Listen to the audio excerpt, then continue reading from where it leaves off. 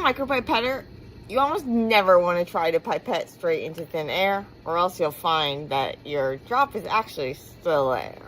What you want to do instead is that you want to actually pipette either directly against the wall of like a container, so a piece of plastic, if it's an empty tube, or what's better is if you have liquid in there already, just pipette right into the liquid. And so do it like straight under the surface of the liquid, and that way you're then minimizing the amount that gets stuck on the pipette outside.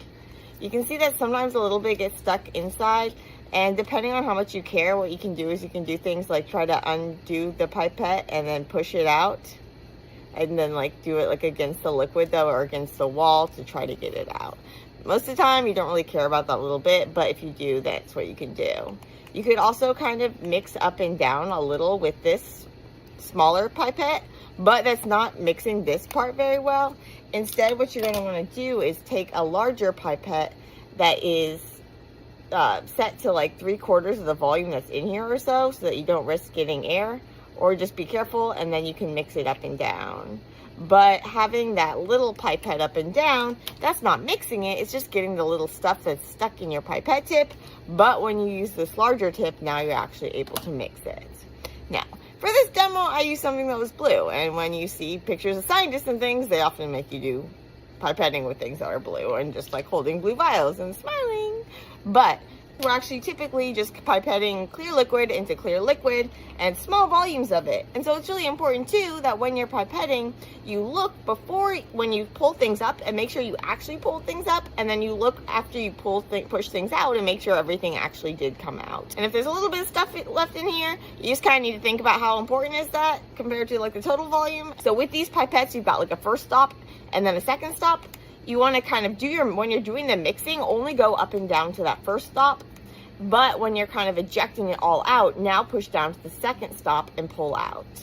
And so the kind of routine that you want to do is to go down to the first stop, go in right under the surface. Don't go too deep into it, or else you're going to get stuff stuck on your tip. Pull up, pull out. Come to your other tube. And now what you're going to do is you're either going to go against the surface of the tube if it's like an empty tube, or right under the surface of the liquid. I'm going down to just that first stop. I'm going to go up and down a few times just to wash out what was in the tip. I'm going to go down to the second stop. Keep my thumb held really, really tightly to that second stop and pull out. Check the tip that everything came out. Awesome. Now I'm going to take that out.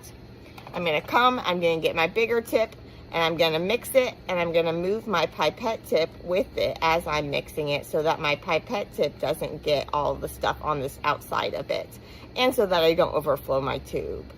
And I'm making sure too that I'm not introducing bubbles. I'm just going nice and gently, going all the way down and mixing it up well. Look again at this, make sure nothing was stuck in here.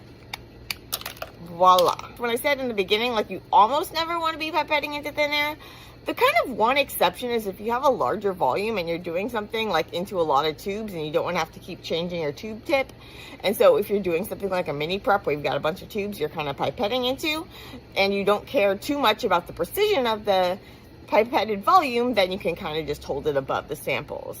But if you do care about getting a very accurate measurement, getting a very accurate amount of liquid transferred from one place to another, then you are going to want to go kind of like right on the surface of the liquid or against the side of the tube, and use that surface tension to draw your sample out. Mix up and down a few times, so anything that's left in the tip is going to be the dilute stuff, and then kind of mix with the larger pipette in order to make sure that everything is mixed.